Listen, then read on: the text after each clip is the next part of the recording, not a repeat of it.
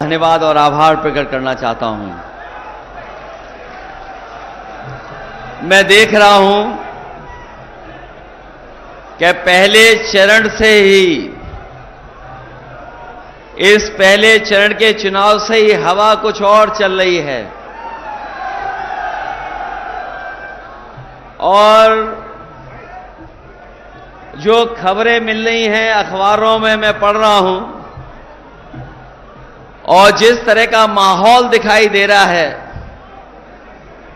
इस बार पश्चिम से हवा चल रही है और ये पश्चिम की हवा इस बार भारतीय जनता पार्टी का पूरा सुपड़ा साफ कर देगी। हालांकि मैं समाजवादी पार्टी के प्रत्याशी, पूर्व सांसद, बहुत जुझारू नेता, सम्मानित नेता हरेंद्र मलिक जी के समर्थन में आपसे सहयोग और मदद मांगने आया हूं। आप जिता तो पहले से ही रहे हैं, ये जीत तो पहले से ही रहे हैं। मैं केवल आपसे इतना निवेदन और अपील करने आया हूं कि इनकी जीत का फासला और बढ़ा देना। अभी तो लाखों से जीत रहे हैं, बताओ कई लाख से इनको जिता दोगे कि नहीं जिताओगे? हमारे प्रत्याशी हरेंद्र मलिक जी, मंच पर उपस्थित पूर्व सांसद कादिर राणा जी, पूर्व अध्यक्ष प्रमोद त्यागी जी, हाल ही में समाजवादी पार्टी ने एमएलसी बनाया किरणपाल कश्यप जी, मुकेश चौधरी जी, राकेश शर्मा जी, यहां के बहुत संघर्षशील, कर्मठ, जुझारू विधायक, नौजवान साथी पंकज मलिक जी, और जिनकी अध्यक्षता में हम लोग इस सभा का संपन्न कर रहे हैं, वो हमारे पार्टी के नेता शेर सिंह राणा जी, बगल के बहुत ही संघर्षशील विधायक, सरदना से विधायक अतुल प्रधान जी, मौलाना नजीर साहब, विनय पाल जी, सोमपाल सिंह जी, अंसार आरती जी, नौशाद अली साहब, रेहान जी, गौरव जैन, सत्येंद्र त्यागी चेयरमैन,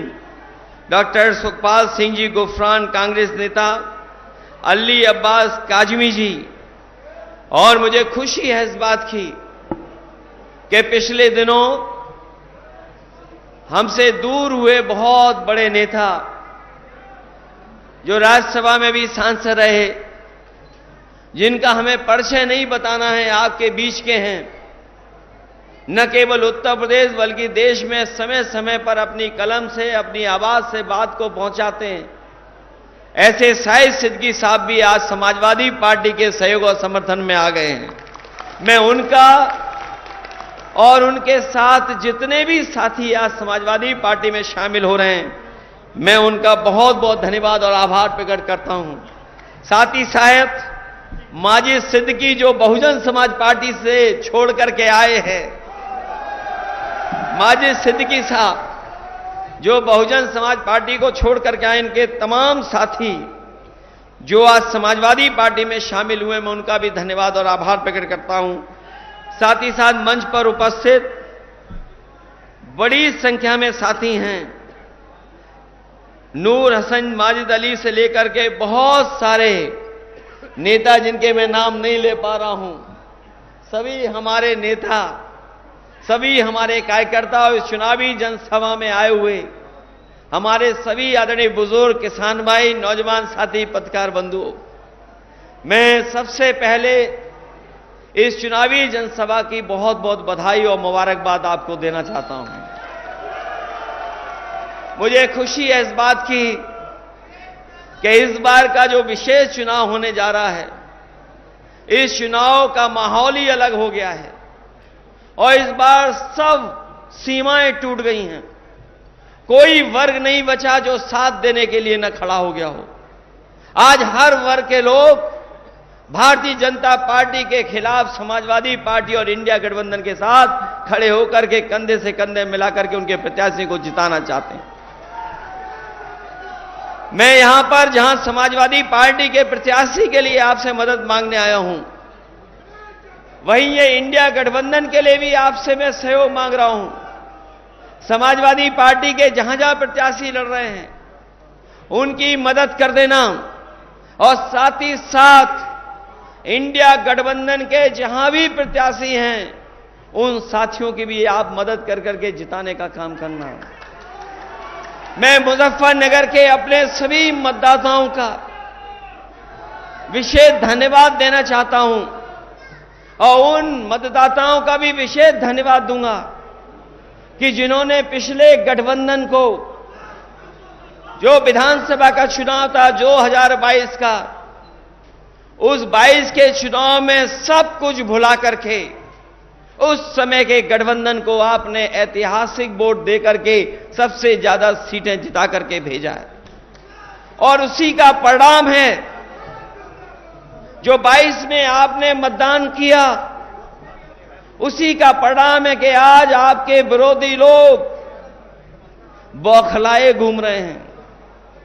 इतना बौखलाए हुए हैं कि सुनने में आ रहा है कि जो दिल्ली वाले नेता हैं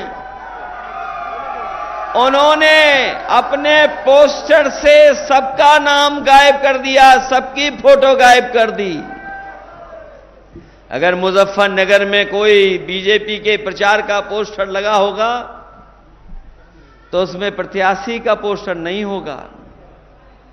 आप पता कर लें, प्रत्याशी का तो पोस्टर से पहले ही नाम गायब हो गया, फोटो गायब है, और जिस समय वोट पड़ेंगे बीजेपी भी उत्तर प्रदेश से गायब हो जाएगी। वैसे तो हरिंदर मलिक जी आपके बीच के हैं, यहीं पढ़े लिखे बढ़े और दुख दर्द से लेकर के हर तकलीफ परेशानी में आपके साथ रहे। लेकिन बहुत सारे साथी ये नहीं जानते होंगे हरेंद्र का मतलब हिंदी में शिव भी होता है। जो लोग हिंदी को जानते होंगे वो जानते होंगे कि हरेंद्र का मतलब हिंदी में शिव भी होता है।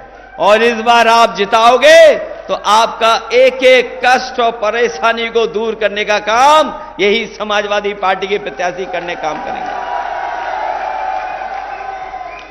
वैसे तो मुजफ्फरनगर में जब समाजवादियों की सरकार थी बहुत ऐतिहासिक काम हुए हैं।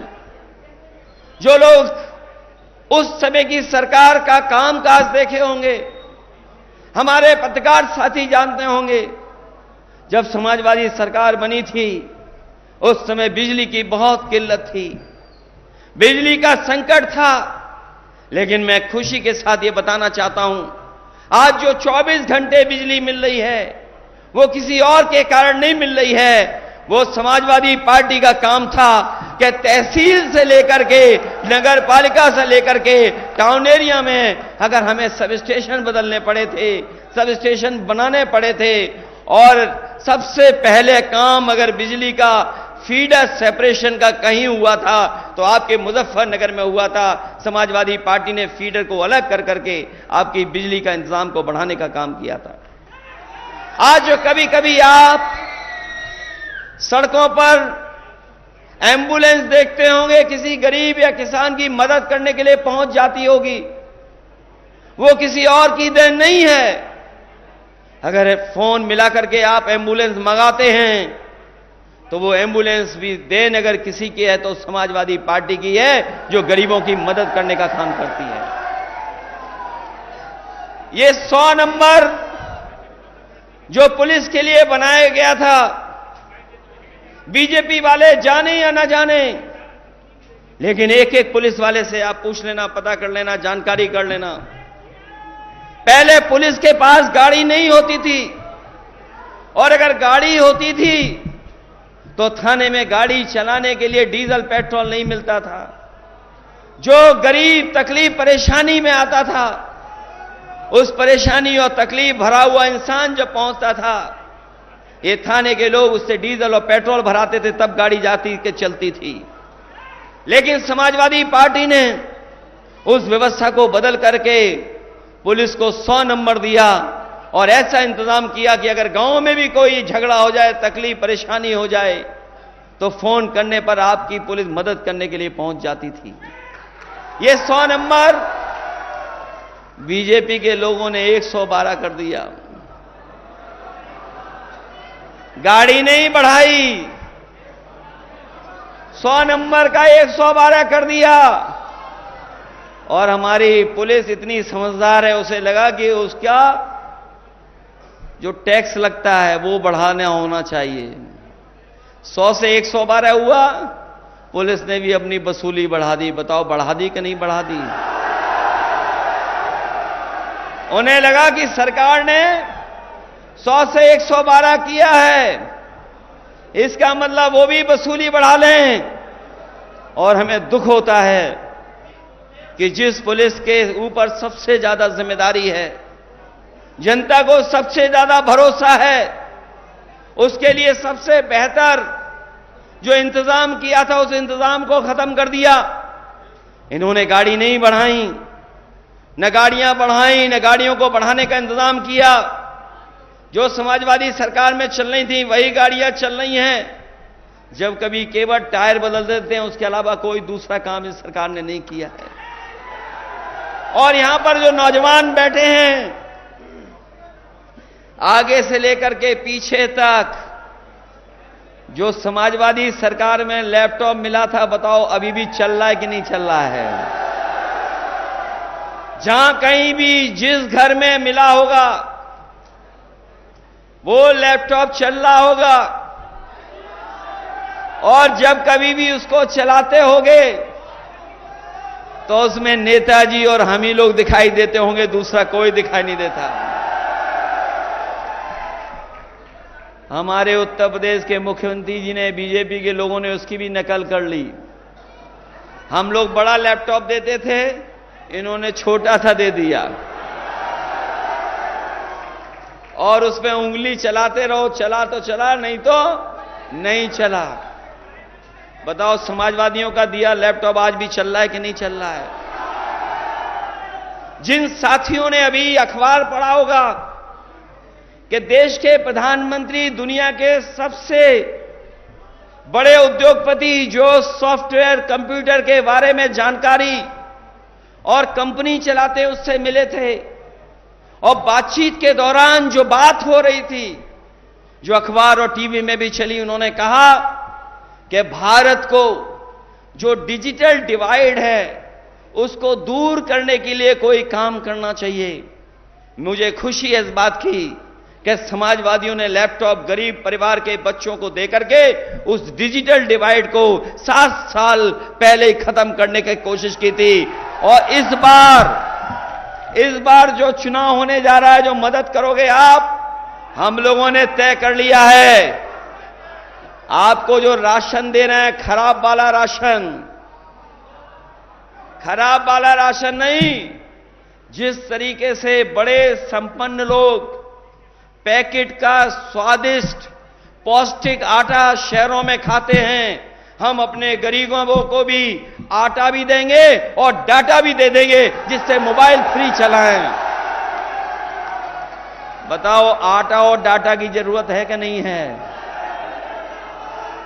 ये कह रहे हैं कि हम विश्व गुरु बना रहे हैं देश को।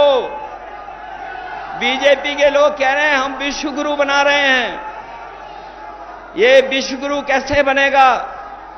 ये 80 करोड़ लोगों को राशन दे रहे हैं। बताओ दुनिया में किसी देश में 80 करोड़ लोगों को राशन मिल रहा हो? 10 साल की इनकी उपलब्धि है कि 80 करोड़ लोगों को राशन दे रहे हैं। ये 10 साल की इनकी उपलब्धि है। और यही उपलब्धि नहीं, अगर पीछे मुड़ करके देखोगे, ये वो जमीन है जिसने किसान नेता पैदा किए हैं। ये वो जमीन है जहां का किसान अपने हक और सम्मान के लिए लड़ाई लड़ने का काम करता है। ये वो जमीन है जहां महेंद्र सिंह टिकैत जैसे नेता पैदा हुए हैं, और साथ ही साथ चौधरी चरण सिंह जी जैसे महान भारत रत्न हमारे किसान नेता पैदा हुए हैं। ये सरकार एक तरफ तो सम्मान दे रही है, भारत रत्न से सम्मान दे रही है, स्वामीनाथन जी को भी दे रही है, लेकिन हमारे किसानों को एमएसपी के लिए कोई गारंटी नहीं दे रही है। कोई एमएसपी की गारंटी अगर दे रही हो सरकार तो हमें बता दो आप। यही किसान हमारे यहां के गए होंगे दिल्ली अपने हक और सम्मान और लड़ाई के लेकर के दिल्ली गए थे, याद होगा आपको। न जाने कितनी बैरिकेडिंग लग गई थी, आरसीसी की दीवार लगा दी गई थी, सड़कों पे कीलें लगा दी गई थी, कोई किसान पहुंच ना पाए, ट्रैक्टर डीजल नहीं भरवा सकता था, ट्रैक्टरों को डीजल नहीं दे रहे थे, ट्रैक्टर चल नहीं सकता था, लेकिन उसके बावजूद भी किसान पहुंचे और किसान वहां जाकर के अपना हक मांग रहे थे, लेकिन सरकार ने उन्हें हक नहीं दिया। 3 काले कानून लाना चाहते थे ये लोग, लेकिन हम बधाई देना चाहते हैं किसानों की ताकत ने उनको रोक दिया और 3 काले कानून नहीं सरकार ला पाई। मैं आपसे कहना चाहता हूं, ये सरकार किसानों की नहीं है, ये सरकार बड़े बड़े उद्योगपतियों की है, ये सरकार हमारे गरीब किसानों की नहीं है। और अगर गरीब किसानों की सरकार होती तो हमारे किसानों का भी एक सरकार कर्जा माफ कर देती, हमारे किसानों को एमएसपी दे देती। हम अपने किसान भाइयों को कह करके जा रहे हैं, हम अपने घोषणा पत्र में अपनी पार्टी का जो हम लोगों ने मैनिफेस्टो बनाया है, विजन डॉक्यूमेंट बनाया है, जो हमने अधिकार देने की बात कही है, हम अपने किसानों को भरोसा दिलाते हैं समाजवादी पार्टी और इंडिया अलायंस की सरकार बनेगी। जिस तरीके से उद्योगपतियों का कर्ज माफ हुआ है, उसी तरह हमारे किसानों का कर्ज माफ होने का काम होगा। और हम तो बीजेपी के लोगों से पूछते हैं कि बीजेपी के लोगों, ये बताओ 10 साल में लगभग 1 लाख किसान ने आत्महत्या की है। जो हमारे पढ़े लिखे नौजवान हैं, जो मोबाइल चलाते होंगे, गूगल से देख लेते होंगे, वो जाकर के देखें कि जब से बीजेपी की 10 साल की सरकार आई है, पूरे देश में कम से कम 1 लाख किसानों ने आत्महत्या की है। जो आत्महत्या की किसानों ने, कोई मदद सरकार ने नहीं की। जो हमारे किसान हजारों की संख्या में 3 काले कानून के खिलाफ लड़े, शहीद हो गए, उनकी कोई मदद सरकार ने नहीं की। ये केवल उद्योगपतियों की मदद करते हैं। तब हम ये कहना चाहते हैं कि अगर ये उद्योगपतियों का 15 लाख करोड़ रुपया माफ कर सकते हैं, तो हमारे किसानों का 2 लाख करोड़ कर्ज माफ क्यों नहीं करना चाहती सरकार। इसलिए हम आपसे अपील करना चाहते हैं, और आपने सरकार का काम करने का तरीका तो देख लिया होगा। ये जो सरकार नारा दे रही है 400 पार, इन्हें पता नहीं है मुजफ्फरनगर, कैराना, मेरठ, बिजनौर, नगीना, सहारनपुर नारा लग रहा है 400 हार, 400 पार नहीं। इस बार 400 पार नहीं, 400 हार। और सोचिए, जिस सरकार के खिलाफ किसान खड़ा हो जाए और जिस सरकार के खिलाफ नौजवान खड़ा हो जाए, बताओ वो सरकार निपट जाएगी कि नहीं निपट जाएगी। और हम तो अपने नौजवानों से कहना चाहते हैं, ये सरकार रहेगी न नौकरी मिलेगी न रोजगार मिलेगा, और अगर ये और आ गए सरकार में तो आपकी शादी भी नहीं होगी, बिना शादी के रहना पड़ जाएगा।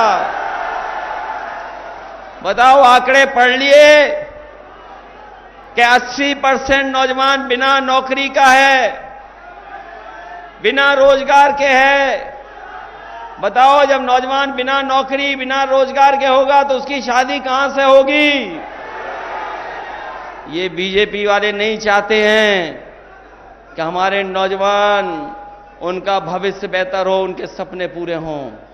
अभी देखा आपने, जो भी परीक्षा हुई सब में पेपर लीक हो गए। केवल एक परीक्षा का पेपर लीक नहीं हुआ है, जितनी भी परीक्षा हुई हैं सबके पेपर लीक हो गए।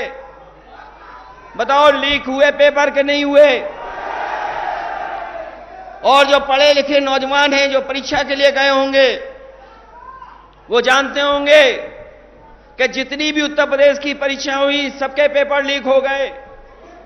और हाल में अभी जब पुलिस की भर्ती के लिए परीक्षा हुई थी, इस सरकार ने कहा कि हमने पुलिस का इंतजाम किया है, हमने पुलिस का इंतजाम किया है, बेहतर पुलिस लगाई है, सिक्योरिटी की है, सुरक्षा ऐसी की है कि पेपर लीक नहीं होगा, सब परीक्षा हो जाएगी।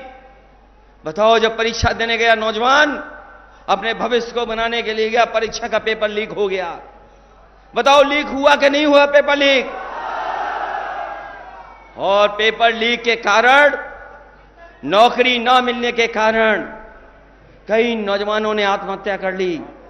एक नौजवान हमारे यहां का है, कन्नौज का, पाल बिरादरी का, उसने कहा कि जिस डिग्री से हमें नौकरी नहीं मिल सकती उस डिग्री का क्या फायदा। उसने अपने मां बाप के लिए चिट्ठी लिखी और डिग्री जला करके आत्महत्या कर ली। बताओ, सरकार ने कोई उस परिवार की मदद की हो तो बता दो।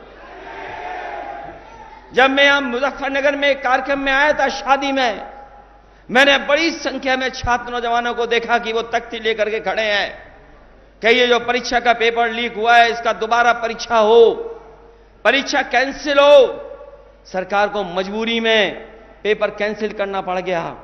इसलिए मैं सरकार को कहना चाहता हूं, नौजवानों, आप भी याद रखना, इस सरकार के खिलाफ किसान भी है, नौजवान भी है। और मैंने कई मौकों पर कहा, फिर कहता हूं, और बीजेपी के पास इसका जवाब हो तो बता दें, अगर 60 लाख बच्चे जो परीक्षा नहीं दे पाए, उनके परिवार के अगर केवल हम मां बाप को गिन लें तो 60 लाख गुणा 3, जो 3 वोट हैं एक परिवार में, तो 1 करोड़ 80 लाख हुए। और 1 करोड़ 80 लाख को अगर हम 80 लोकसभा से भाग दे देंगे तो बताओ, हर लोकसभा में 2,25,000 वोट कम हो गया क्या नहीं हो गया?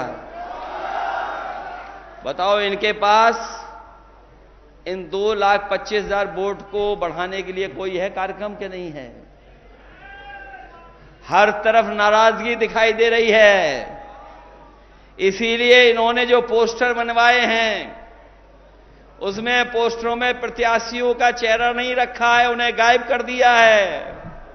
और जो अकेला पोस्टर है, अकेली फोटो है, जिस दिन मुजफ्फरनगर वाले वोट डालेंगे वो पोस्टर से गायब हो जाएंगे, वो दिखाई नहीं देंगे। पहले जुमला लेके आए थे, अब गारंटी लेके आ गए हैं। अगर जुमला और गारंटी भाई भाई हैं तो जुमले भाई से गारंटी 10 साल बड़े भाई हैं। है 10 साल बड़ी गारंटी के नहीं है? और याद कीजिए, बीमारी भगाने के लिए इन्होंने ताली और थाली बजवाई थी। ये गारंटी नहीं है, ये घंटी है इनकी। और अगर ये गारंटी है तो इन्होंने तो कहा था हमने किसानों की आय दोगुनी कर दी। बताओ, किसानों की आय दोगुनी हो तो बता दो हमें। इन्होंने कहा कि 2 करोड़ नौजवानों को हर साल नौकरी देंगे। बताओ, 2 करोड़ नौकरी मिल गई किसी नौजवान को? और हमारे गरीबों के यहां बिजली का मीटर लगा दिया कि नहीं लगा दिया? सर, ट्यूबवेल पर लग गया मीटर कि नहीं लग गया? और कभी कभी नौजवानों से मैं कहूंगा, बीजेपी एक नेता आए थे बहुत नंबर 2 वाले, नंबर 1 पे दूसरे, नंबर 2 पे दूसरे नेता हैं, 2 नंबर पे जो नेता है 2 नंबरी नेता, क्या कह के गए थे आपसे कि हम बिजली माफ कर देंगे। बताओ, बिजली माफ हो गई आपकी क्या? और ये बिजली माफ भी कैसे करेंगे? मैं आपसे कह करके जा रहा हूं, और बीजेपी वाले बताएं और हमारे पत्रकार साथी सही कर दें अगर हम गलत बोल रहे हो तो। उत्तर प्रदेश में पिछले 10 साल से एक भी बिजली का कारखाना नहीं लगाया है। एक भी बिजली का कारखाना इस सरकार ने नहीं लगाया। और अगर लगाया होता तो हमें बता दे कि कौन सा बिजली का कारखाना लगाया इन्होंने। इसलिए साथियों, मैं आप सबसे निवेदन और अपील करने आया हूं, इनके पास जुमले के बाद गारंटी है। और हमारे पास उदाहरण है कि हम लोगों ने काम कर करके दिखाया है। जितने भी काम समाजवादियों ने किए हैं वो काम आपको दिखाई दे रहे हैं। इनके एक एक फैसला जनता के खिलाफ है। हमारे नौजवान जानते होंगे, यहां पर बड़े पैमाने पर नौजवान फौज में जाते हैं। न केवल मुजफ्फरनगर, मेरठ, गाजियाबाद, बल्कि आसपास का नौजवान अपने गांव में, अपने कस्बे में, शहर में रह करके तैयारी करता था कि फौज की वर्दी पहन करके देश का सम्मान बढ़ाएगा। ये सरकार के लोग आए और इन्होंने एक ही दिन में कानून बदल दिया कि आने वाले समय में कोई पक्की नौकरी नहीं मिलेगी, और फौज की नौकरी को 4 साल में बदल दिया। बताओ 4 साल में बदल दिया कि नहीं बदल दिया? और नौजवान मजबूरी में जा रहा है, नौजवान मजबूरी में जा रहा है अग्निवीर भर्ती में, कोई खुशी खुशी नहीं जा रहा है। ये सरकार नौजवानों की गरीबी का लाभ उठा रही है और उन्हें अब अग्निवीर में भर्ती करने का एक कार्यक्रम चला रही है। हम अपने नौजवानों से कहना चाहते हैं कि ये अग्निवीर जैसी व्यवस्था हम लोग कभी स्वीकार नहीं कर सकते हैं। जब भी इंडिया अलायंस बनेगा, सरकार बनाएगा, तो अग्निवीर व्यवस्था हमेशा हमेशा के लिए खत्म हो जाएगी। जैसे पहले भर्ती होती थी वैसे ही भर्ती का करने का काम करेंगे। मैं तो कभी कभी अपने खाकी वर्दी पहने हुए भाइयों की तरफ देखता हूं और मुझे लगता है कहीं अग्निवीर जैसी इनकी भी 3 साल की नौकरी ना हो जाए। और इनसे भी कहूंगा मैं, सख्ती कम करो, मदद करो, नहीं 3 साल बाद आपको गांव में जाकर के मेड़ पे ही घूमना पड़ेगा, अपनी फसल की रखवाली करनी पड़ेगी। जो सरकार फौज की 4 साल की नौकरी कर दे, बताओ इनकी खाकी वालों की 3 साल नौकरी करने में कितना टाइम लगेगा उन्हें। और फिर ये जो पेंशन वाली बात है, सरकार कहती हम पे तो इतना पैसा है, तो ओल्ड पेंशन स्कीम क्यों नहीं बहाल कर रहे? हम अपने लोगों को कह के जा रहे हैं, इंडिया अलायंस की सरकार बनेगी, समाजवादी पार्टी ओल्ड पेंशन बहाल करने का फैसला लेकर के आपकी मदद करने का काम करेंगे। इसलिए साथियों, चुनाव में सावधान रहोगे कि नहीं रहोगे? ये चुनाव लोकतंत्र बचाने का है। जैसे किसी को नहीं पता लगा था कि रातों रात नोटबंदी हो गई थी, किसी को पता लगा था कि नोटबंदी होने जा रही है, और इन्होंने कहा कि जीएसटी से व्यापार अच्छा हो जाएगा। बताओ व्यापार बर्बाद हो गया कि नहीं हो गया? और उस समय भी मैंने कहा था, और आज भी वही बात कह रहा हूं जब नोटबंदी पे मैंने कहा था कि हमारा रुपया काला सफेद नहीं होता। ये रुपया काला सफेद नहीं होता, हमारा आपका लेन देन काला सफेद होता है।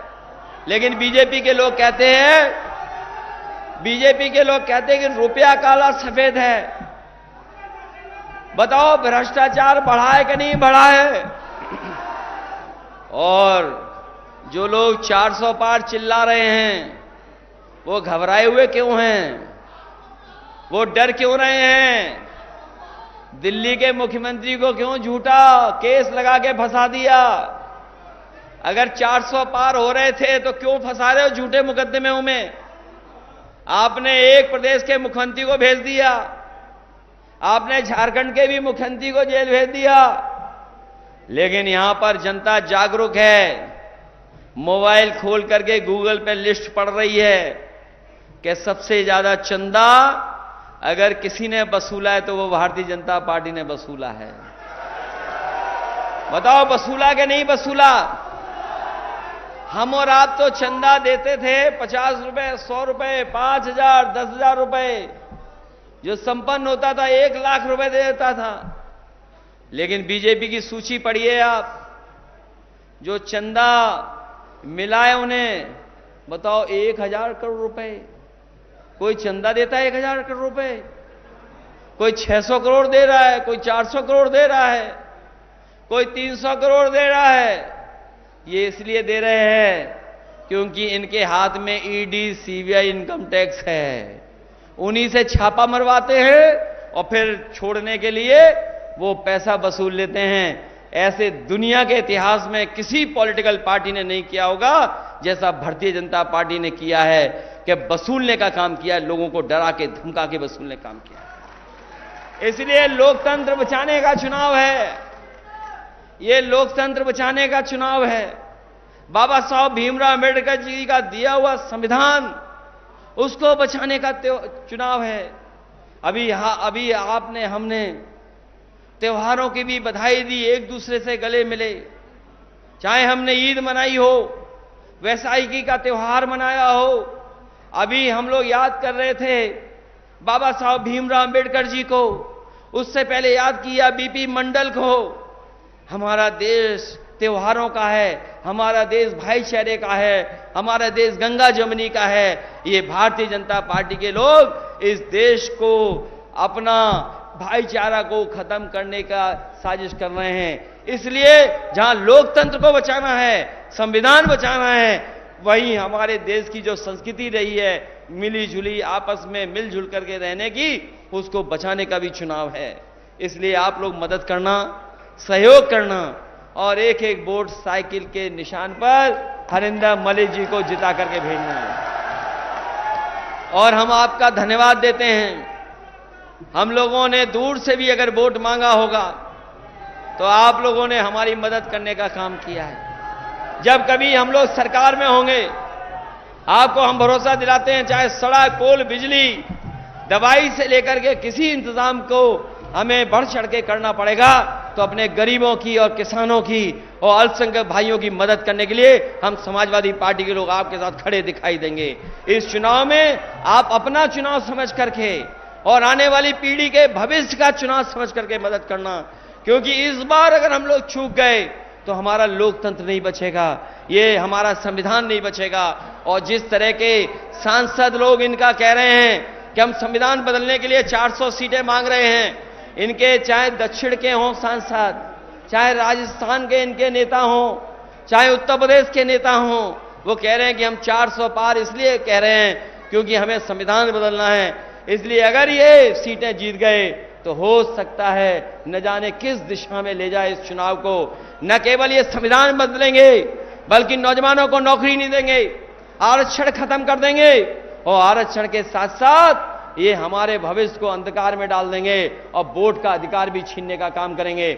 जिस वोट का अधिकार हमारे बाबा साहब भीमराव अम्बेडकर जी ने दिया है, उसको अधिकार को ये छीनने जा रहे हैं। इसलिए आप लोग अपने गांव में ज्यादा से ज्यादा वोट डाल देना, पहले से ज्यादा दे देना।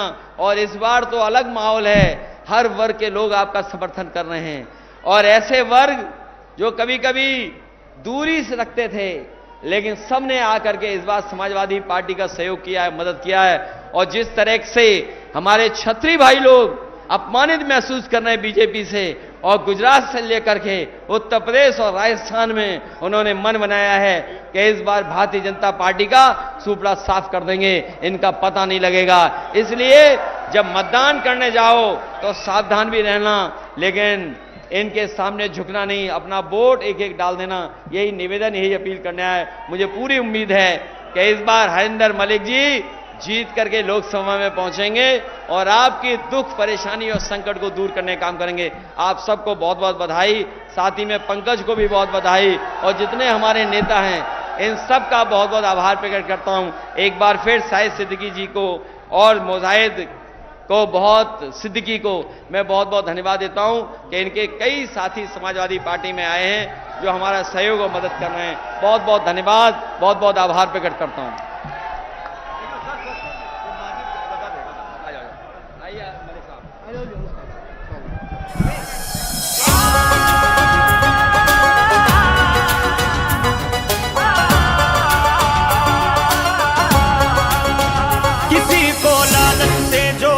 किसी को ईडी ने तोड़ा, मनोबल भारत का था जो वो तानाशाही ने तोड़ा।